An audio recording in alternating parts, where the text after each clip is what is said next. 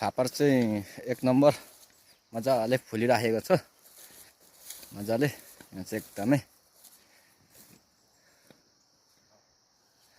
दामी छन् फापर चाहिँ। यो अर्ग्यानिक फापर नम्बर 1 छ। हो यो चाहिँ मिठे फापर भन्छ हो। 3 प्रकारको हुन्छ, मिठे फापर, तिते फापर, यो मिठे फापर। यो चाहिँ अब फल्नको लागि चाहिँ यसलाई चाहिँ पुरै यो चाहिँ फुल्दै गरेको है। फुल्दै गरेको अब यो जनवरीमा चाहिँ पाक्छ हो। यसको डिमान्ड एकदमै रहन्छ। सिक्किम अर्ग्यानिकमा चाहिँ यो फापर चाहिँ एक नम्बर अहिले चल्ती रहेछ।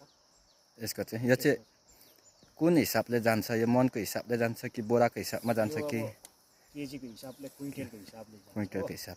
अब फरेनतिर साउथ कोरिया, हङकङतिर प्रायः यसको डिमान्ड छ सिक्किम अर्ग्यानिक फापरको हो। यसमा बाहिर जाँदा चाहिँ एक्सपोर्ट गर्छ 400 रुपियाँ केजी, 16,000 मन हो। अब यहीँ लोकल इन्डियन बेच्दा चाहिँ हामीले 40-60 रुपियाँ केजी बेचिन्छ। यसको चाहिँ अब सिक्किम अर्ग्यानिकको चाहिँ एकदम बाहिर फरेनमा डिमान्ड एकदम राम्रो छ यो फापरको चाहिँ हो।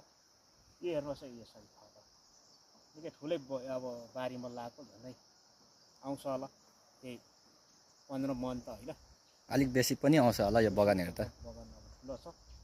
अब एकदमै यो सिक्किम अर्ग्यानिकको फापरको एकदम खेती चाहिँ एकदम व्यापक रूपमा हामीले अगाडि बढाउँदैछौँ। प्रायः जस्तो यो फापर भयो, धान कोदो भयो, यो मान्छेले छर्दै गयो। हजुर यो अहिले अब देख्न पनि हतपत पाइँदैन हो नि। अब अर्ग्यानिक भएर अर्ग्यानिक खेती त खास यो हो हामीले खानुपर्ने अर्ग्यानिक। किनभने यो फापरले चाहिँ धेरै कुरो हाम्रो मेडिसिन पनि हुन्छ। हाई प्रेसर, सुगरहरू, ब्लड प्रेसरहरू यसले ठिक गर्छ यो खायो भने, यसको पिठोहरू खायो भने हो। यो सिक्किम अर्ग्यानिकमा चाहिँ एकदमै यो फापरको डिमान्ड एकदम पुरा छ फरेनतिर चाहिँ अहिले अर्ग्यानिक भएकोले गर्दा। भनेपछि यो फापरको